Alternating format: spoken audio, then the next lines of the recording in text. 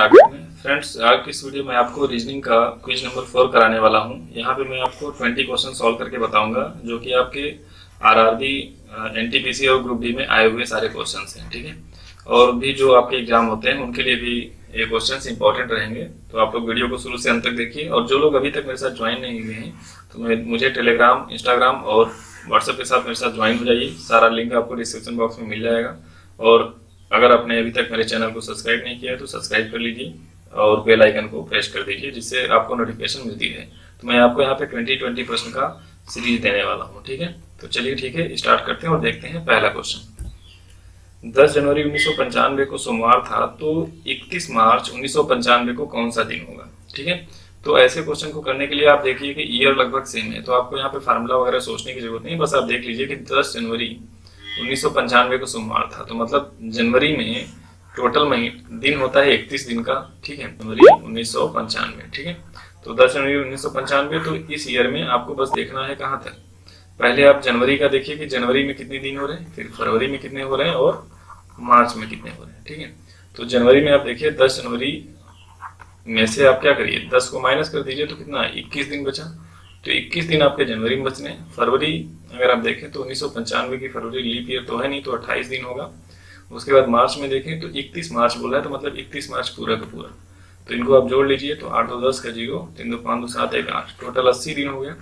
अब 80 को 7 से डिवाइड कर लीजिए तो कितना आ जाएगा, 7 एकम 7 और 1 0, यानी 7 एकम 7, यानी 11 तो टोटल वीक हो गए। अब उसके बाद क्या बचा, 3, यानी 3 एक्स्ट्रा डेट मिल रहा है। ठीक है, तो अगर ये सोमवार से था तो सोमवार से 3 दिन आगे चले आइए।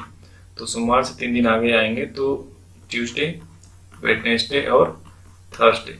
तो आपका ऑप्शन नंबर सी यहाँ पे बिल्कुल सही आंसर हो जाएगा। तो इस तरह से आपको क्वेश्चन को करना होता है। जब आपको एक ही ईयर में दिया रहे तो आप टोटल डेज निकाल लीजिए, और मैंने एक वीडियो अपलोड किया हुआ है नंबर ऑफ एक्स्ट्रा डेज वाला, तो आप उसको देख लीजिए, वहां से आपको क्लियर हो जाएगा। ठीक है, तो आप इस हेल्प से कर सकते हैं, बाकी मैंने फार्मूलेज वगैरह भी आपको बताए हुए हैं।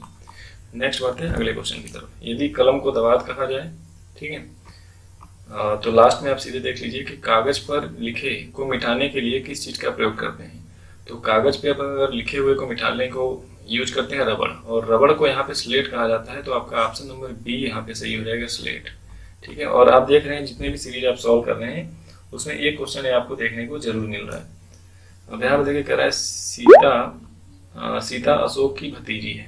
ठीक है, अशोक की भतीजी है, मतलब सीता नीचे आ जाएगी। फिर बोला है अशोक की माता लक्ष्मी है, तो अशोक की माता यहाँ पे आ गई लक्ष्मी। फिर कह रहा है कि कल्याणी लक्ष्मी की माता है, तो लक्ष्मी की माता कल्याणी है, तो कल्याणी और ऊपर आ जाएगी। कल्याणी का पति गोपाल है, तो ये दोनों एक ही में हो गए, गोपाल। पार्वती गोपाल की सास है। अब गोपाल की जो सास है वो पार्वती है। ठीक है, तो मतलब यहाँ पे होगी पार्वती, मतलब एक जनरेशन ऊपर पार्वती। ठीक है, फिर बोला है सीता का गोपाल से क्या संबंध है। तो सीता और गोपाल तक अगर आप पहुंचे तब आपको ये चीजें समझ में आएगी क्या संबंध है। ठीक है, तो सीता देखिए, अगर आप यहाँ तक देखें, लास्ट तक अगर देखें तो देखिए पड़ पोते की बेटी है।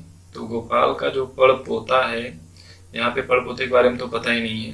ठीक है, तो ये तो बिल्कुल गलत हो जाएगा। गोपाल सीता का पति है, तो गोपाल और सीता तो बिल्कुल पति पत्नी नहीं है। सीता गोपाल का पड़ नातिन है, हाँ पड़ नातिन हो जाएगी, क्योंकि देखिए गोपाल की नातिन आपकी ये हो गई लक्ष्मी, और लक्ष्मी की नातिन कौन हो गई, सीता, तो आप कहेंगे पड़ नातिन। तो ऑप्शन नंबर सी आपका यहाँ पे बिल्कुल सही आंसर हो जाएगा। ठीक है, चलिए आगे बढ़ते हैं। अगला क्वेश्चन, इसको बोला गया है सर्वाधिक उपयुक्त कोड से कौन सा होगा, यदि प्रत्येक अक्षर अपने स्थान से एक स्थान आगे बढ़े तो कौन सा कोड होगा, ये आपसे पूछा हुआ है। तो ई से आगे बढ़ेगा तो देखिए एफ आएगा, एफ सब में है। ठीक है, दूसरे वाले से आपको पता चल जाएगा, एक्स के बाद देखिए वाई आएगा।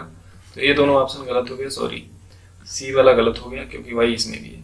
ठीक है, अब उसके बाद देखिए लास्ट में बी है, सब में ए है, ओ है, फिर बी है, फिर एच भी सब में दिख रहा है, फिर बी वाला भी सब में दिख रहा है, फिर डब्ल्यू।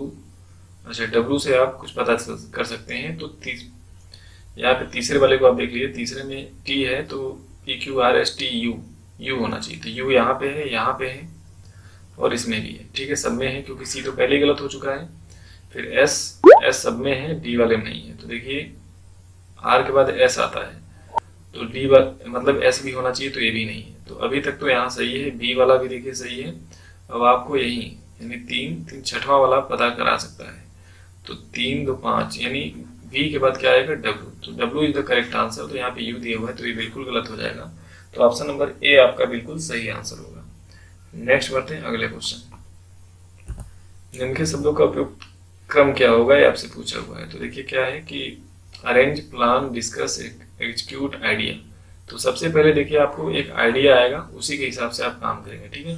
तो ऑप्शन नंबर बी यहाँ पे बिल्कुल सही आने वाला है कि पहले आपका आइडिया आएगा, फिर आप प्लान करेंगे, फिर उसके बाद आप उसके बारे में चर्चा करेंगे, फिर उसके बाद क्या करेंगे, अरेंज करेंगे सारी चीजें, फिर उसके बाद उसको प्लान को एग्जीक्यूट कर देंगे, ठीक है।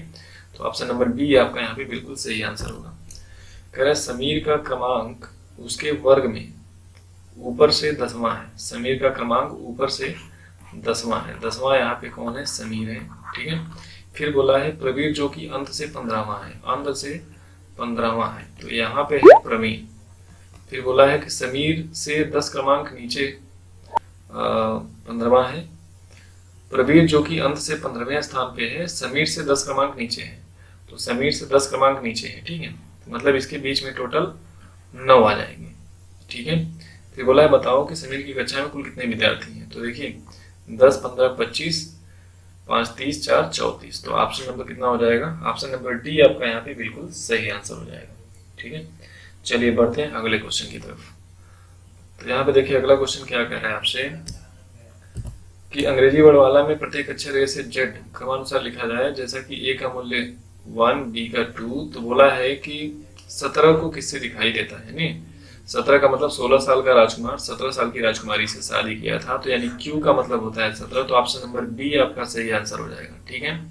नेक्स्ट बढ़ते हैं अगला क्वेश्चन। यदि अंग्रेजी वर्णमाला को विपरीत क्रम में लिखा जाए तो बाएं से 19वां, मतलब लेफ्ट से 19वां के बाएं 7वां, तो लेफ्ट से 7वां। सेम है तो रिपल्सन होगा, तो माइनस करेंगे तो आएगा 12। तो ये वैल्यू आ रही है बाएं से, मतलब बाएं से 12, ठीक है, बाएं से 12। तो ये बाएं से 12वां है, बट यहाँ पे बोला है विपरीत है। तो जब यहाँ विपरीत है तो आप इसको क्या करेंगे, दाएं से 12 देखेंगे, ठीक है। और जब दाएं से 12 देखने की बात होगी तो आप दाएं से देखने में आपको दिक्कत होती है, तो आप क्या करेंगे, आप इसको उल्टा करेंगे, मतलब बाएं से बनाएंगे। मैंने सारा ट्रिक बताया हुआ है। तो बाएं से बनाने के लिए आपको क्या करना पड़ेगा, 27 में से 12 घटाना पड़ेगा, तो कितना आ गया 15। और प्याज 15 रुपए किलो है, तो ऑप्शन नंबर बी यहाँ पे बिल्कुल सही आंसर हो जाएगा, ठीक है। और यही सही तरीका है क्वेश्चन को जज करने का, सॉल्व करने का। नेक्स्ट बढ़ते हैं अगला क्वेश्चन। प्लस का मतलब इतना है, माइनस का मतलब ये है, ये चीजें दिया हुआ है तो आपको आंसर बताना है। तो देखिए 8 डिवाइड 4 माइनस 6 प्लस 3 मल्टीप्लाई 4। तो मैं यहाँ पे डिवाइड का अर्थ क्या दिया गया है, डिवाइड का अर्थ है मल्टीप्लाई, तो ये 4, माइनस का अर्थ है प्लस, ठीक है, और प्लस का अर्थ क्या है, प्लस का अर्थ है डिवाइड, और मल्टीप्लाई का क्या अर्थ है, मल्टीप्लाई का अर्थ है माइनस। तो ये डेटा है, तो आप सबसे पहले आप डिवाइड करते हैं तो इससे आ गया 2, फिर उसके बाद आप मल्टीप्लाई करते हैं तो आ गया 32। तो 32 प्लस 2 34, 34 में से 4 घटाएंगे तो ऑप्शन नंबर डी आपका यहाँ पे बिल्कुल सही आंसर हो जाएगा। नेक्स्ट बढ़ते हैं अगले क्वेश्चन की तरफ। त्योहार को मनाया जाता है, त्योहार मनाना होता है, ठीक है। तो संगीत नृत्य है यहाँ पे, उसके बाद क्या बोला है, शादी सगाई, ये तो बिल्कुल गलत है, संगीत नृत्य भी गलत है। मुद्रा नगद बिल्कुल गलत है। मृत्यु होता है तो शोक होता है, तो यहाँ पे डी वाला बिल्कुल सही आंसर है, ठीक है। नेक्स्ट बढ़ते हैं अगला क्वेश्चन। निम्न में से विषम शब्द को बताना है। यहाँ पे देखिए क्या बोला है, हृदय रोग विज्ञान, मनोविज्ञान, न्यूरोलॉजी, नेफ्रोलॉजी, है ना। तो यहाँ पे जितनी भी चीजें हैं सारे के सारे अंग से संबंधित है। तो यहाँ पे हृदय रोग विज्ञान, न्यूरोलॉजी और नेफ्रोलॉजी सारे के सारे अंग से संबंधित है, जबकि मनोविज्ञान जो है ये मनोदशा से संबंधित है, ठीक है, मनोदशा से संबंधित है। तो आपका यहाँ पे भिन्न में कौन आ जाएगा, मनोविज्ञान इज द करेक्ट आंसर। अब यहाँ पे देखिए ये भी सेम टू सेम उसी तरह का क्वेश्चन है, तो इसको सॉल्व कर लेते हैं। देखिए 5 प्लस का मतलब है मल्टीप्लाई, माइनस का मतलब है, माइनस का अर्थ है प्लस, और डिवाइड का अर्थ है मल्टीप्लाई करते हैं डिवाइड। तो पहले डिवाइड करेंगे तो 6, फिर मल्टीप्लाई करेंगे तो 20, तो 20 6 कितना हो गया 26। तो ऑप्शन नंबर ए यहाँ पे बिल्कुल सही हो जाएगा। नेक्स्ट, शान 55 वर्ष का है, मतलब शान हो गया आपका 55 वर्ष का, सोनू शान से 5 वर्ष छोटा है, तो जो ये सोनू है वो शान से 5 वर्ष छोटा है, तो -5 कर लीजिए, तो 50 आ गया। और बालन से 6 वर्ष बड़ा है, तो सोनू जो है बालन से 6 वर्ष बड़ा है, तो बालन की उम्र निकालनी है, तो सोनू की उम्र में से 6 घटाना पड़ेगा आपको, तो ये आ जाएगा आपका 44। तो देख लीजिए बालन 44 का है तो सोनू 50 का हो गया, मतलब सोनू 6 वर्ष बड़ा है। बालन का सबसे छोटा भाई देवन है जो 7 वर्ष उससे छोटा है, तो देवन कितना हो जाएगा, बालन से 7 वर्ष छोटा है, तो 44 में से 7 घटा दीजिए, तो आ जाएगा कितना, 37। ठीक है, तो बोला है कि देवन और शान के बीच में अंतर बताइए। तो देवन और शान के बीच में अंतर देखिए, तो 55 में से जब 37 घटाएंगे तो कितना हो जाएगा, 15 में से 7 गया 8, 18। तो ऑप्शन नंबर ए यहाँ पे बिल्कुल सही आंसर हो जाएगा, 18 वर्ष। क्लियर है। नेक्स्ट बढ़ते हैं अगला क्वेश्चन। तो अगले क्वेश्चन में यहाँ पे देखिए क्या लिखा हुआ है कि दिए गए युग्म में विषम संख्या को बताइए। तो विषम संख्या आपको बतानी है। तो 12, 21, 13, 32, तो इन दोनों में देखिए 9 का अंतर है, इन दोनों में देखिए 9 का अंतर है, इन दोनों में देखिए 9 का अंतर है, इन दोनों में 10 का है, तो यही वाला गलत है, तो ऑप्शन नंबर डी आपका यहाँ पे बिल्कुल सही आंसर है। नेक्स्ट 3, 5, 9, 17, उसके बाद नेक्स्ट पूछा क्या आएगा, तो देखिए 3, 5, 9, 17 यहाँ पूछा है, तो यहाँ देखिए +2 हुआ है, +4 हुआ है, +8 हुआ है, तो यहाँ पे +16 होगा।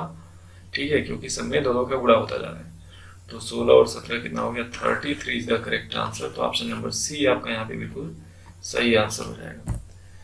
रंग चित्रकला से संबंधित है ना, तो मसाला भोजन से, रंग से चित्रकला बनाया जाता है और मसाले से भोजन बनाया जाता है, तो यहाँ पे पहला ऑप्शन बिल्कुल सही है, बाकी दोनों चीजें गलत है, तो ऑप्शन नंबर ए यहाँ पे बिल्कुल सही होने वाला है। ठीक है, क्वेश्चन नंबर 17 को अगर आप देखिए, बोला है विषम शब्द का आपको बताना है यहाँ पे कि विषम शब्द इसमें कौन सा है। तो विषम शब्द की अगर हम लोग बात करें तो यहाँ देखिए भूकंप, चक्रवात, अकाल, बाढ़। ठीक है, तो यहाँ पे जो भूकंप है, बाढ़ है, अकाल है। ठीक है, तो यहाँ पे सॉरी भूकंप, चक्रवात और बाढ़, ये तीनों आपकी घटनाएं हैं, है ना, भौगोलिक घटनाएं हैं। बट यहाँ पे चक्रवात जो है भौगोलिक घटना में नहीं आता है। ठीक है, भूकंप, अकाल और बाढ़ ये क्या है, तीनों की तीनों भौगोलिक घटनाएं हैं। सॉरी, भूकंप, चक्रवात और बाढ़ ये भौगोलिक घटनाएं हैं, बट अकाल भौगोलिक घटना नहीं है, तो ऑप्शन नंबर सी यहाँ पे क्या हो जाएगा, बिल्कुल सही हो जाएगा। क्लियर है। नेक्स्ट बढ़ते हैं अगला क्वेश्चन। 11 का रिलेशन 132 से है, तो 11 132 का मिलता है जब इसमें 12 से गुणा करते हैं, तो मतलब 12 से गुणा करके लिखा गया है जो भी नंबर है। तो 15 है यहाँ पे, तो उससे एक ज्यादा से गुणा करके यहाँ लिखा गया होगा, तो 250 तो नहीं आएगा। ठीक है, अब यहाँ पे 10 है, तो 10 में 11 से गुणा करेंगे तो 110 आना चाहिए, तो ये भी गलत है। अब 9 यहाँ पे लिखा है, तो उससे एक ज्यादा करेंगे तो 10, तो कितना आएगा 90। तो 90 देखिए बिल्कुल आया हुआ है, तो ऑप्शन नंबर सी आपका यहाँ पे बिल्कुल सही आंसर हो जाएगा।